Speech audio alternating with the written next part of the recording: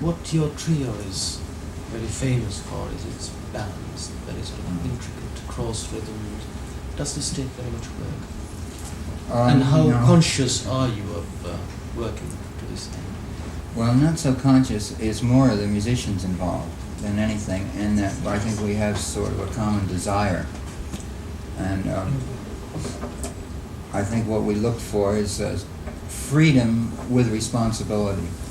In other words, there's no requirement to do anything at a certain time, but we like to feel that we're responsible to the total performance. And of course it requires a certain kind of musician, and I think exceptional musicians and the accompanying and solo capacity that the sidemen play. They're not sidemen really, we're just a trio. How long have you been playing with the same people? Does it?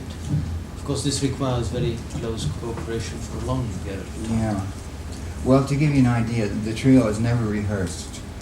In the history of the trio, we've never rehearsed. I think we probably could accomplish some things through rehearsal, but all of the things we play have grown out of performance. And what was the beginning of the question?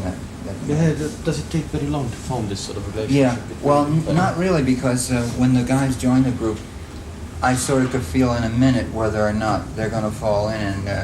And although Eddie claimed that he was going through a lot of strain when we opened in the London House cold in Chicago, it sounded to me like it was like water, you know, out of a faucet or something. It came out so easily. But then beyond that, I think it's a sort of a natural development through common desire, just to make it more musical all the time as much as we can. I think we would like to hear now something. All right. So you do project an image of an intellectual jazz musician. How far does the intellect go? Only as far as being a student, really.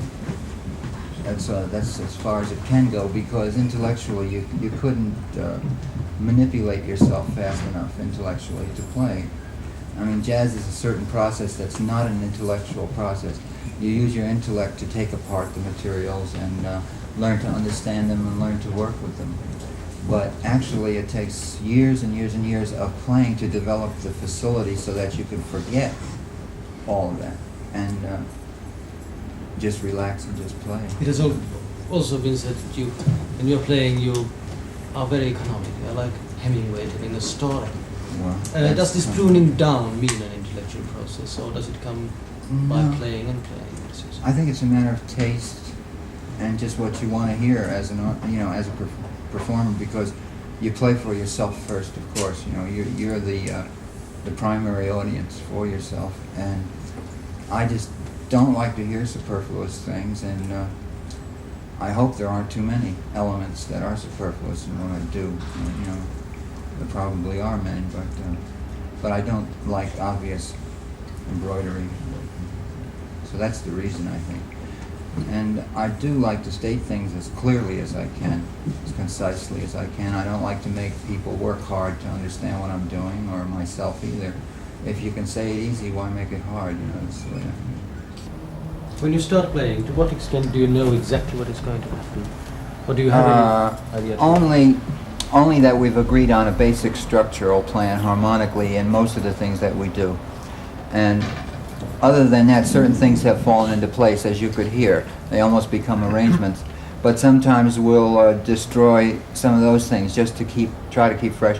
And then, of course, after the theme is stated, we don't know at all, except that we know about the idiom we're going to be playing in, but we don't know the ideas or how they'll follow each other or how we'll be interplaying or anything like that. Your challenge doesn't obviously lie in that sort of technical feat, but what is your challenge in the new composition?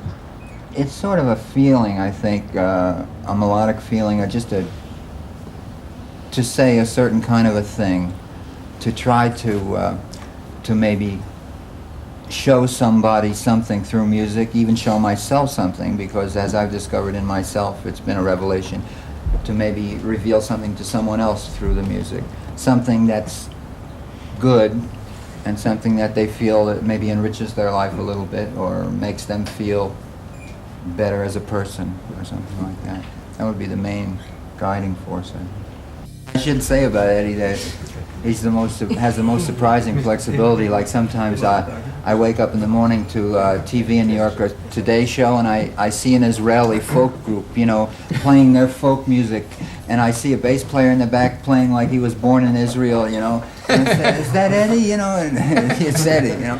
Or else he'll get on a very free kind of expressionistic bag with Jeremy Steig duet type things, recording everything. So Eddie is marvelous in that he has a very wide scope, and as much as he fits me like a glove, you would almost think that this is the only way he could play because he does it so perfectly, but it's not true. Where did you study bass? Well, I've been playing about 13, 14 years. I played all through high school and went to Juilliard after that. I see. Studied classical bass. But you were playing drums in a symphony orchestra. Yeah, for a while when I was going to college. What made you decide to leave the orchestra? Well, He was counting measures one day, yeah, right. and all of a sudden... No, I couldn't express myself at all. You know, it's just read the music and that's it. It's no room for self-expression. And that room has now opened up. Oh, indeed it has. Would I you don't accept think there are any classical idiom into this? Well, the idiom, yeah, if it would apply, if you could apply it. Who's your favorite among the classical composers? I guess if I had to pick one, it would be Bach, you know, but That's very common among the jazz probably musicians. so. But I do like many composers. All the classical composers, Beethoven, Bach, Haydn. I love Haydn, incidentally, very much too, Mozart, and Debussy, Ravel, Bartok, you know, like that. And your opinion about this avant-garde jazz? I think it's there's a very healthy thing going on. I don't think it's gotten organized enough yet, maybe. The only thing that I think is a danger about allowing yourself all of this freedom is that you could sometimes indulge yourself and express feelings that are too personal, I mean too everyday personal feelings that might not relate to another person.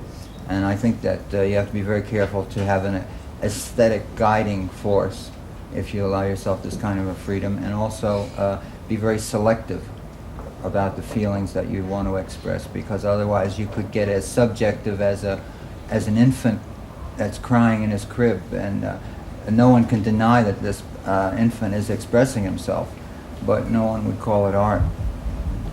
I was very lucky that you were not playing with the Chargers, you know. Yeah, right. Have you heard any Finnish jazz music? Yeah, we heard the quartet that won at the Montreux Festival last night, and they sounded marvelous. And the amazing thing to me is that they could attain, you know, such a high degree of ability where there's no environment for them to be continually playing in clubs and, you know, and having an audience encourage them, or other musicians of their own caliber and so on, you know. And they really sounded very high professional level.